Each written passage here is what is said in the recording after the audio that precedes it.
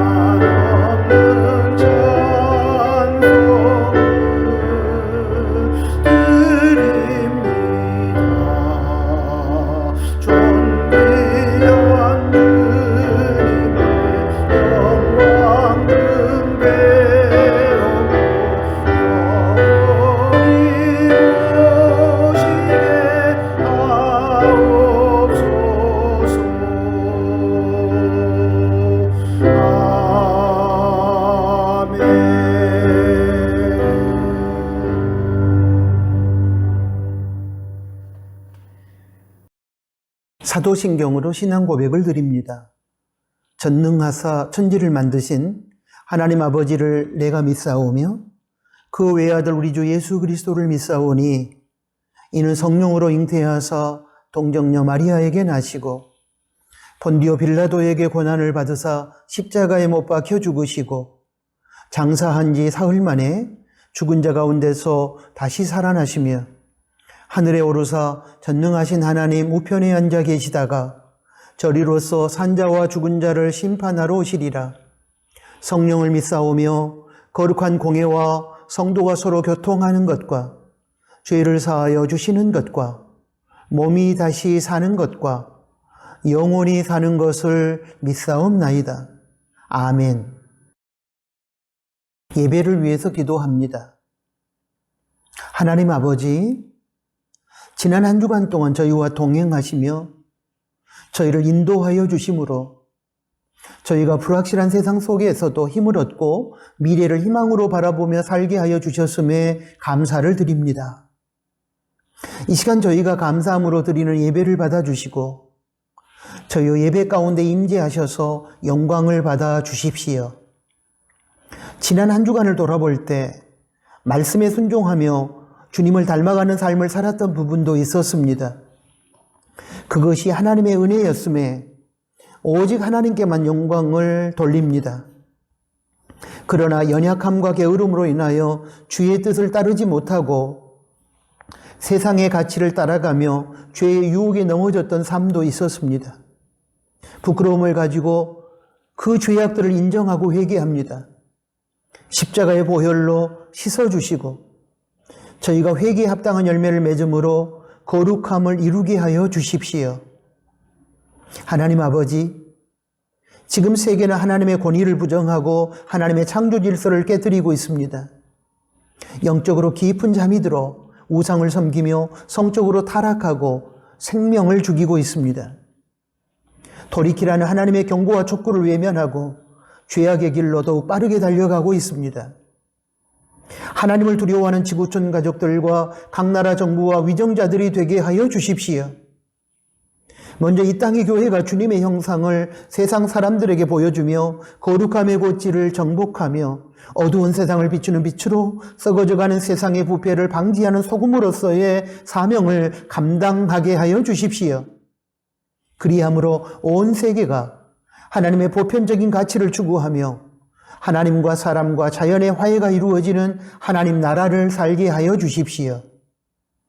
지진으로 고통 중에 있는 티르키예와 시리아 국민들이 주님의 사랑 안에서 희망으로 일어설 수 있도록 도와주시고, 러시아의 우크라이나를 향한 침략 전쟁이 속히 종식되어 그 땅에 평화가 임하게 하여 주십시오.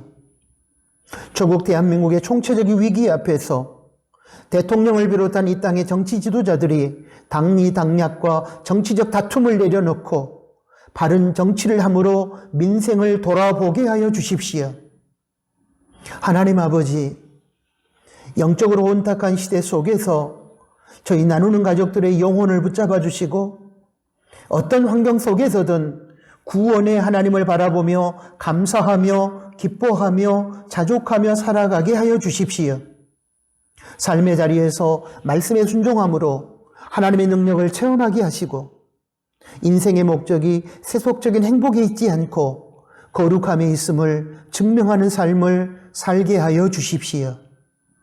특별히 금주의 수술을 받는 이예수 권사에게 치료의 은혜를 더하시며 졸업하거나 또 개학을 한 다음 세대 친구들, 그리고 삶의 다양한 자리에서 믿음으로 살아가는 다음 세대 친구들이 주님 안에서 세상을 이기고 승리하게 하여 주십시오. 하나님 아버지, 이 시간 주님의 은혜를 간구하는 심령마다 성령 충만의 은혜를 베풀어 주십시오. 예배를 돕는 모든 손길들에게 하늘의 기쁨이 넘치게 하여 주십시오. 말씀의 능력이 나타나고 그 능력으로 우리가 세상을 이기게 하여 주십시오. 예수 그리스도의 이름으로 기도합니다. 아멘.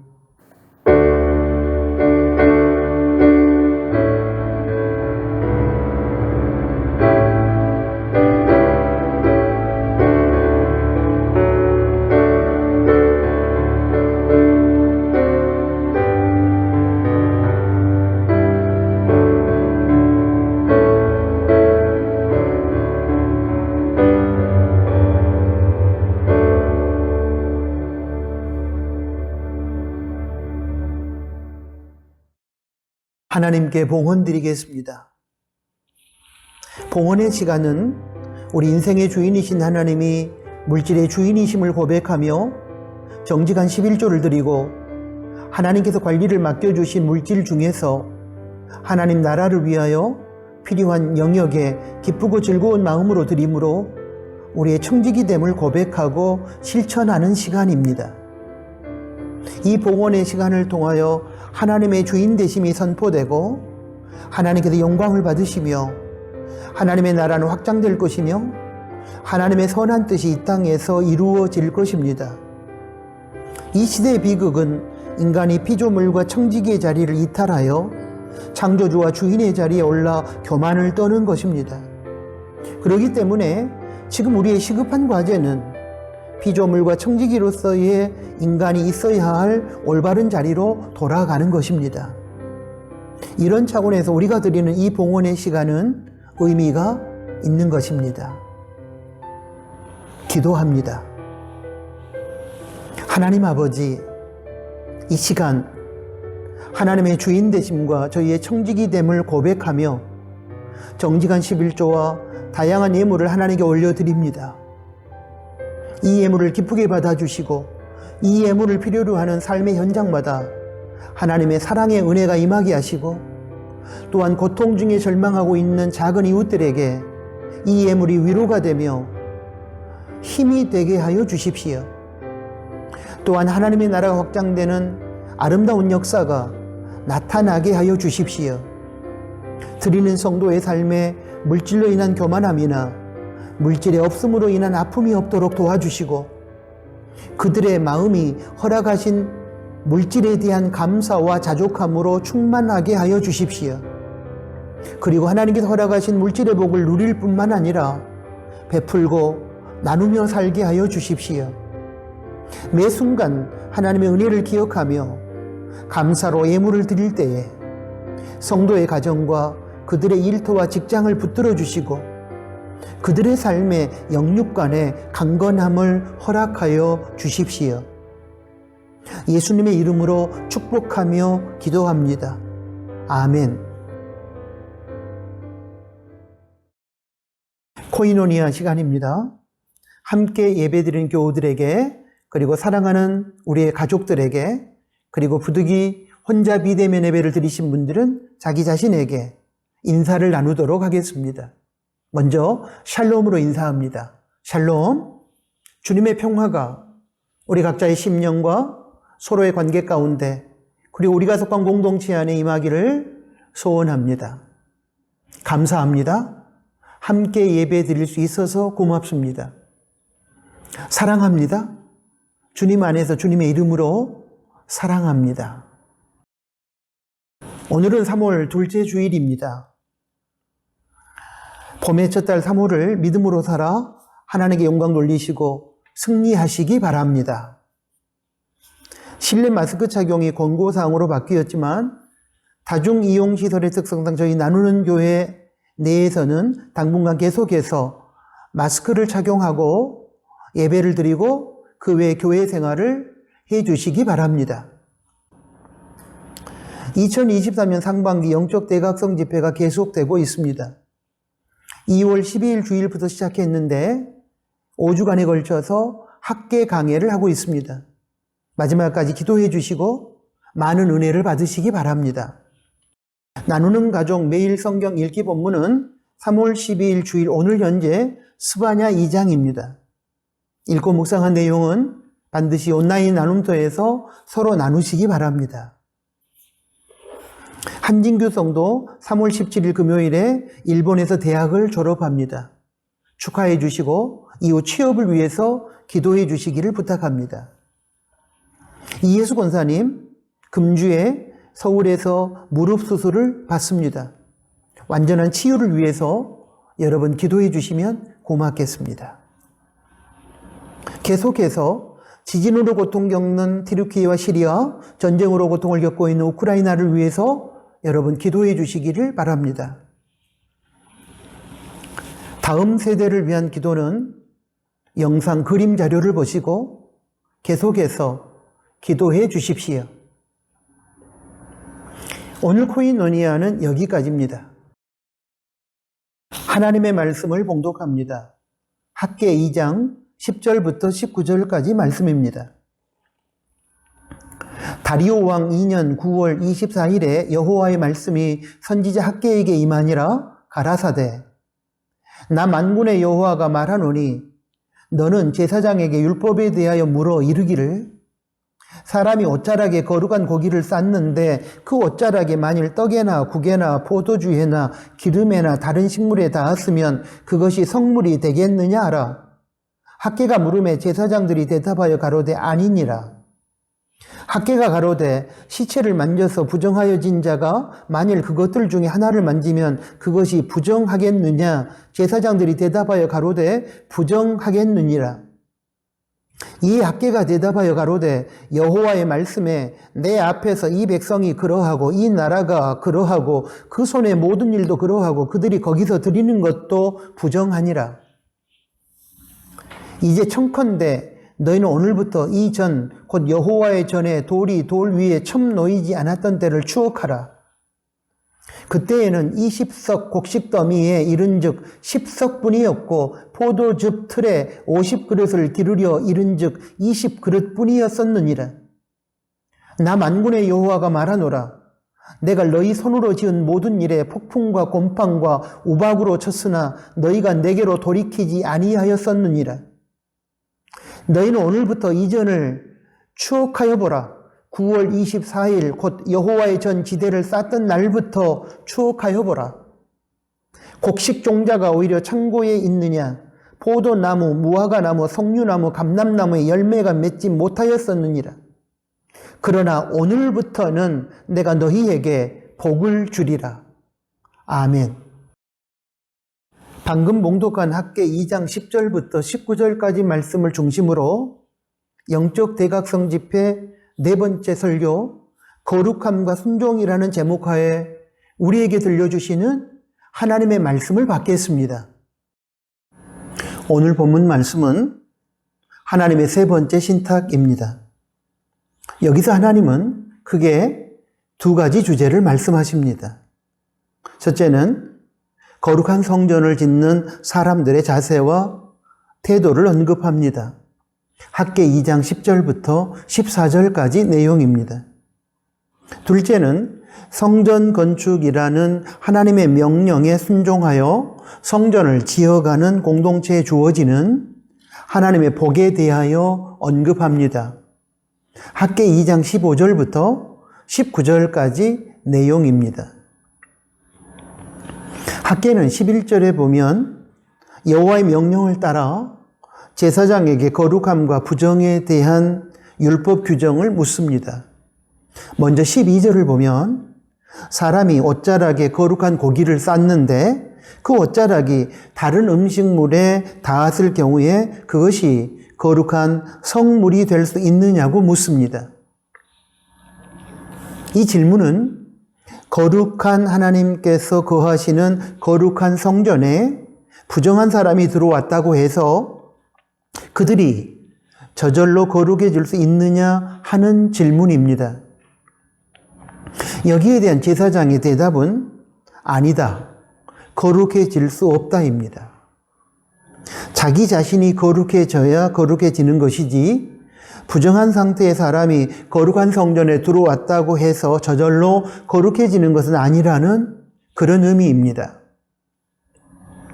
신약의 성도들에게 적용하면 성도가 하나님의 말씀 앞에서 죄악된 삶을 발견하고 회개하고 돌이켜야 실제 삶의 거룩함이 이루어지는 것이지 회개하고 돌이키지도 않으면서 교회의 거룩한 예배에 형식적으로 참여했다고 해서 저절로 생활의 거룩함에 이르는 것이 아님을 의미합니다. 다음으로 13절 말씀을 보면 시체를 만져서 부정하여진 자가 만일 12절에서 언급한 그것들 가운데 하나를 만지면 부정하겠느냐고 묻습니다. 이에 대하여 제사장은 그렇다, 부정하게 된다라고 대답합니다. 부정한 것은 다른 것들과 접촉하면 다른 것들을 부정하게 만든다는 의미입니다. 신약의 성도들에게 적용하면 거룩하지 못한 죄악은 누룩이 되어 접촉하는 공동체의 모든 것들을 부정하게 만들어서 공동체를 죄악의 구렬로 만들어 버린다는 뜻입니다. 그러므로 성경 데살로니가전서 5장 22절은 악은 모든 모양이라도 버리라 라고 말씀했습니다. 부정한 것들과의 접촉을 피하고 죄악을 멀리해야 된다는 의미입니다. 종합하면 거룩한 어떤 것을 만지거나 거룩한 성전에 들어왔다고 해서 부정한 사람의 생활이 저절로 거룩해지는 것은 아닙니다. 그러나 부정한 것과 접촉하거나 부정한 공동체 안에 들어와 죄악을 가까이 하며 살아가게 되면 자연스럽게 부정해진다는 의미입니다. 거룩함의 속성과 부정함의 속성은 정반대입니다. 거룩함은 접촉을 통하여 거룩해지지 않습니다. 그러나 부정함은 접촉을 통하여 다른 대상으로 쉽게 전이 됩니다. 그래서 거룩한 것들과 접촉하며 교제할 때보다 부정한 것들과 접촉하며 교제할 때 훨씬 더 강력한 영향력을 받게 되는 것입니다. 학개의 이러한 질문과 제사장의 대답을 통하여 하나님께서는 우리에게 무엇을 깨닫게 하시려고 했을까요? 그것은 거룩한 성전을 짓는 이스라엘 백성들의 거룩함을 촉구하고 확보하시려는 의도 가운데 주어진 것입니다. 14절 말씀에서 우리는 그 단서를 발견할 수 있습니다. 14절 말씀입니다. 이 학개가 대답하여 가로되 여호와의 말씀에 내 앞에서 이 백성이 그러하고 이 나라가 그러하고 그 손의 모든 일도 그러하고 그들이 거기서 드리는 것도 부정하니라. 학개 선지자를 통하여 하나님께서는 이스라엘 백성들이 하는 모든 일이 부정하다고 선언하십니다.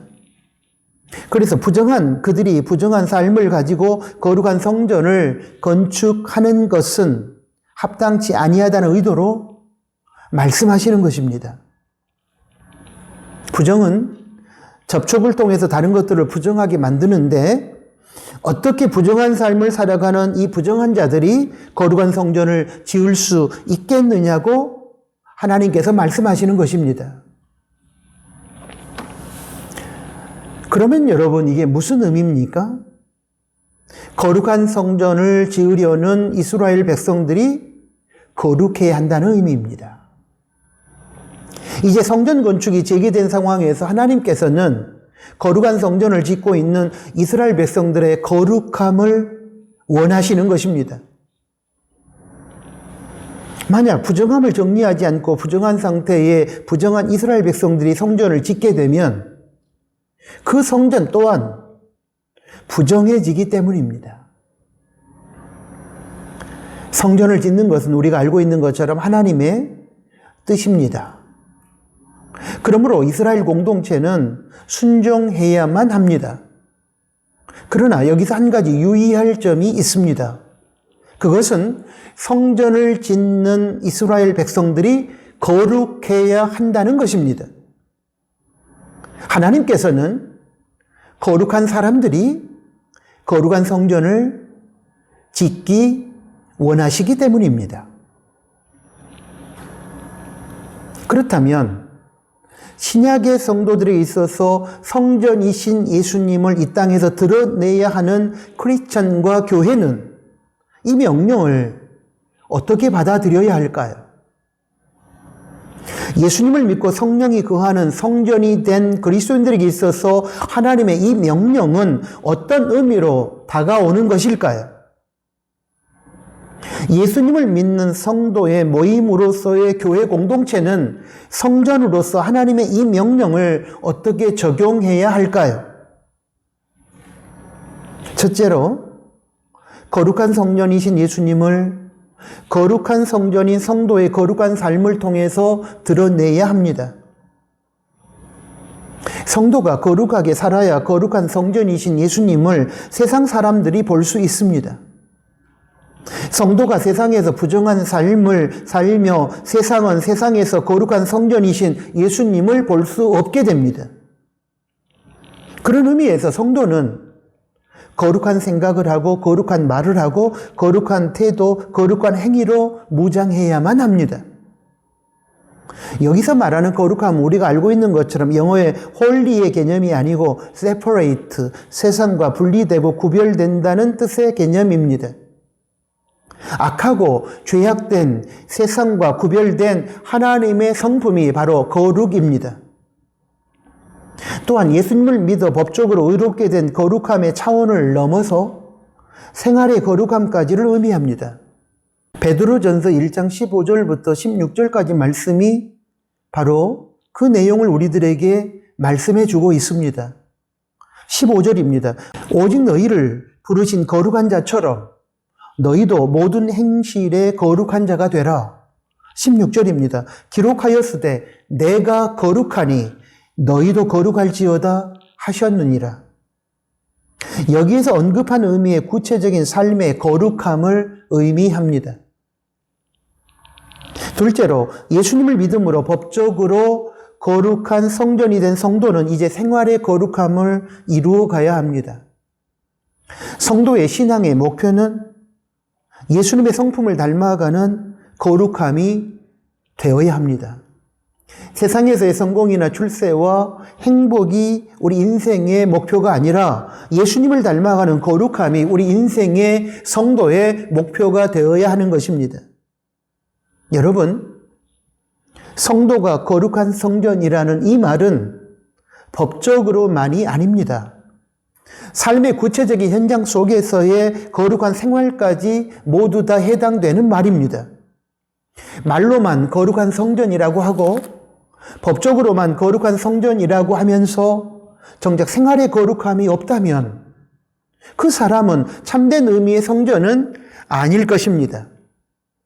그러므로 예수님을 통하여 법적으로 거룩한 성전이라고 하나님께로부터 인정받은 성도는 이제 명실공히 거룩한 성전이 되기 위하여 예수님의 성품을 닮은 삶의 거룩함을 이루어 가야 하는 것입니다. 셋째로, 성도의 모임인 교회 공동체는 거룩한 성전으로서 성도 서로가 거룩한 삶의 교제를 해야 합니다. 공동체 안에 누룩처럼 번지는 죄악과 부정을 제거해야만 합니다. 성도 서로 간에 거룩함으로 교제하고 죄악을 용납하거나 허용함으로 공동체가 부정으로 물들게 해서는 결코 안 될 것입니다. 죄인은 우리가 용납하고 사랑해야 하지만 죄악은 분명하게 선을 긋고 잘라내야 합니다. 온 성도가 한 마음이 되어 교회 공동체의 거룩함을 지켜내야 합니다.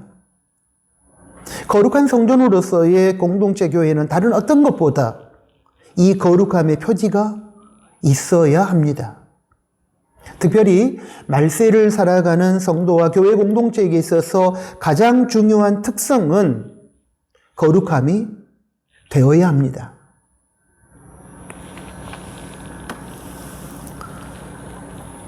이스라엘 백성이 흉작을 당하여 고통당한 내용이 16절부터 17절까지 기록되어 있는데 여기에 대하여 하나님은 그 원인이 이스라엘 백성들의 불순종의 죄악 때문이었다고 밝히고 있습니다.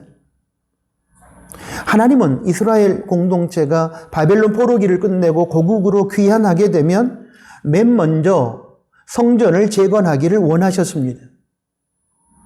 새 시대를 열어감에 있어서 하나님과 교제 나누고 하나님의 음성을 듣고 하나님께 제사드리며 하나님의 뜻 안에서 삶을 시작해야 하는데 그것을 가능하게 하는 것이 이스라엘 백성들에게 있어서는 성전이었습니다. 그래서 하나님은 무엇보다도 성전 재건을 첫째 우선순위로 원하셨던 것입니다. 그러나 이스라엘 백성들은 이 하나님의 뜻을 저버리고 자신들의 편의를 위한 집을 먼저 화려하게 지었습니다. 그리고 16년이 지나도록 성전 건축을 방치함으로 하나님의 명령에 불순종했습니다. 그로 인하여 이스라엘 공동체는 극한 가뭄에 시달렸으며 극심한 흉년으로 인하여 고통을 겪었습니다. 그리고 하나님은 이스라엘 공동체가 그렇게 된 원인이 너희들이 나 여호와의 성전을 재건하라는 명령에 불순종한 죄악 때문이었다고 분명하게 선언하셨습니다. 이에 대하여 하나님께서 그러한 의도, 이스라엘이 재앙을 당한 이유가 그들의 불순종한 죄악 때문이라는 의도로 말씀하셨다는 이 단서를 우리는 15절 말씀에서 찾을 수 있습니다.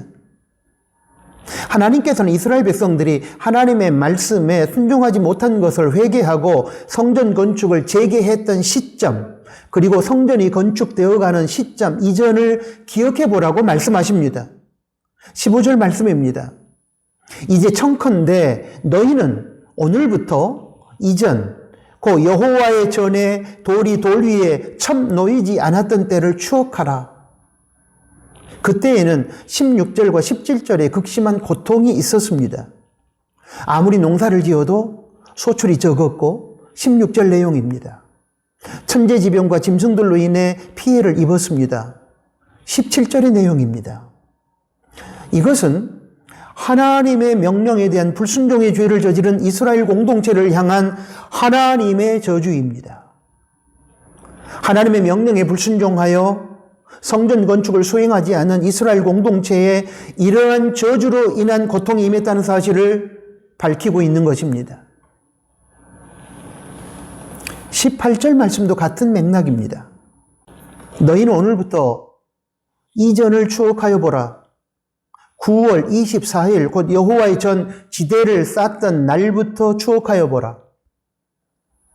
성전의 기초가 완성되고 이제 건축이 진행되는 유대력으로 9월 24일 이전에 19절에서 언급된 나무들이 열매를 맺지 못했던 비극도 역시 성전 건축을 하라는 하나님의 명령을 무시한 결과였음을 밝히고 있습니다.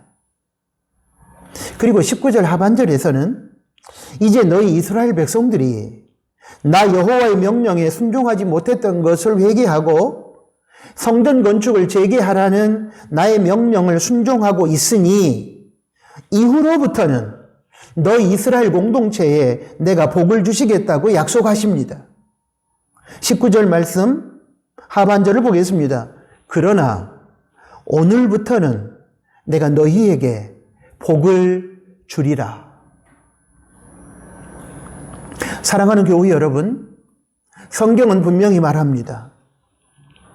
하나님은 어떤 상황 속에서도 하나님의 말씀에 순종하는 믿음의 사람들에게 당신을 나타내시고 당신의 능력으로 그 인생을 책임져 주시고 그를 승리케 하시겠다고 약속하셨습니다.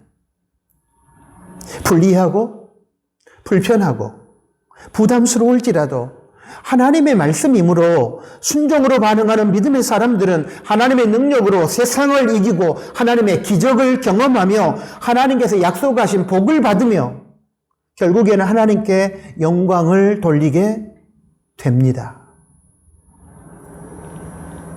그렇다면 하나님의 말씀임에도 불구하고 개인의 이익과 처지와 상황과 조건을 따지면서 이런 핑계 저런 핑계 대면서 불순종하는 성도들에게는 이 땅에서의 복이 주어지지 않음은 당연한 것이 아니겠습니까? 이들의 삶은 결국 믿음 없는 자기 중심적인 교만의 삶일 것입니다. 오늘의 성도들이 믿음으로 산다고 하지만 실제로는 믿음 없이 자기 살고 싶은 대로 살아가는 교만과 불순종으로 임하고 있기에 하나님의 기적을 경험하지 못하는 것이 아니겠습니까? 세상 앞에서 속절없이 무너지고 있는 것이 아니겠습니까? 삶의 문제에 빠져 헤어나오지 못한 채 인생이 자꾸만 꼬여가는 것이 아니겠습니까? 교회는 다니면서도 종교 활동은 하면서도 복된 삶은 정작 누리지 못하고 그 복된 삶은 누군가에게 베풀지 못한 채 저주받은 인생처럼 고통의 세월을 살아가고 있는 것이 아닙니까? 사랑하는 교회 여러분, 그렇다면 저와 여러분은 어떻습니까? 믿음이 있노라 하지만 실제로는 믿음이 없는 것은 아닐까요? 말로는 믿음으로 산다고 하지만 실상은 자기 살고 싶은 대로 마치 자신이 하나님인 것처럼 마음대로 하면서 살고 있는 것은 아닐까요? 여러분, 진정한 믿음이란 하나님의 말씀을 듣고 그 말씀이 어떠하든지 간에 이익과 불이익, 불편함과 편함, 부담과 부담 없음을 계산하지 않고 순종하는 것을 의미합니다. 이 믿음으로 우리가 살아야 복이 임하고 이 믿음이 있어야 우리가 세상을 이기고 이 믿음이 역사하는 곳에 하나님의 기적이 나타나고 이 믿음만이 우리 하나님을 영화롭게 할 수 있습니다. 하나님은 오늘 본문 말씀을 통해서 이 믿음으로 하나님의 명령에 순종하여 성전 건축을 재개하는 이스라엘 공동체의 이후에는 복을 주시겠다고 약속하신 것입니다. 19절 말씀 하반절을 다시 한번 읽어드리겠습니다. 그러나 오늘부터는 너희가 내 말에 순종하여 성전 건축을 재개한 오늘부터는 내가 너희에게 복을 주리라. 이 믿음을 회복하는 사랑하는 우리 나누는 교회 공동체 가족들이 될 수 있기를 주님의 이름으로 축복합니다. 아멘. 좋으신 아버지 하나님 감사합니다. 영적 대각성 집회 네 번째 설교 거룩함과 순종이라는 제목으로 저희들을 일깨워 주신 것을 감사합니다. 예수님을 믿고 법적으로 거룩화된 저희들이 이제 거룩한 삶으로 하나님께 영광을 올려드리고 성령이 거하는 우리들 거룩한 삶을 통해서 이 세상을 아름답게 변화시켜가는 주체들이 될 수 있도록 인도하여 주시기를 소원합니다. 하나님의 말씀에 순종함으로 하나님이 예비하신 복된 세계를 경험함으로 하나님께 순종하는 그 믿음으로 세상을 이기고 하나님을 영화롭게 하는 그런 사랑하는 우리 나누는 가족들이 될 수 있도록 주님 인도하여 주십시오. 예수 그리스도의 이름으로 기도합니다. 아멘. 파송 찬양을 드립니다. 오늘 주신 말씀을 기억하면서 찬송가 518장, 새 찬송가 463장 하나님께 찬양합니다.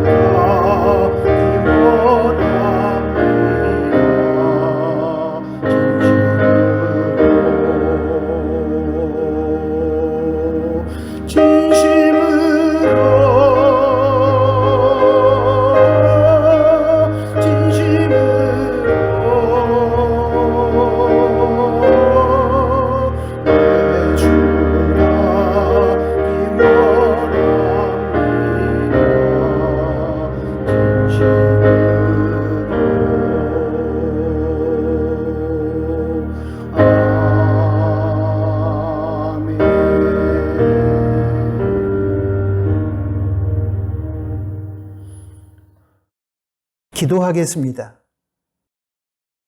이제는 우리 구주 예수 그리스도의 은혜와 하나님 아버지의 크신 사랑하심과 성령 하나님의 위로, 교통, 충만, 동행하심이 오늘 주신 말씀을 듣고 하나님 앞에 예수 그리스도의 보혈과 성령의 임재로 성전이 된 우리가 거룩함과 하나님 말씀에 대한 순종을 가지고 성전인 예수 그리스도의 영광을 드러내며 하나님을 영화롭게 하며 살아가기를 소원하는 사랑하는 나누는 교회 교우들 머리 위에 이제로부터 영원토록 항상 함께 계실지어다. 아멘.